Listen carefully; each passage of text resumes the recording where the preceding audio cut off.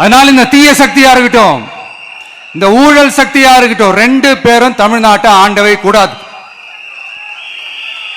அப்படிப்பட்ட இந்த கட்சிகளை உண்மையா தில்லா எதிர்க்கிற அந்த கட்ஸும் கெத்தும் நம்ம கிட்ட மட்டும்தான் இருக்கு.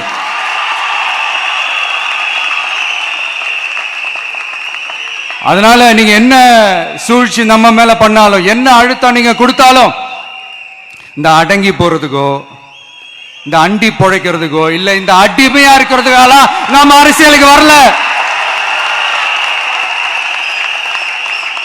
என் மண்ணுக்கும் மக்களுக்கும் யார் என்ன தீங்கு செஞ்சாலும் அதை எதிர்த்து அவங்க கிட்ட இருந்து நம்ம மக்களை பாதுகாக்கிறதுக்காக தான் நம்ம அரசியலுக்கே வந்திருக்கிறோம். அண்ட் முக்கியமா தோழர்களே, மக்களுக்கு என் மேல மட்டும் நம்பிக்கை இருந்தா அது பத்தாது.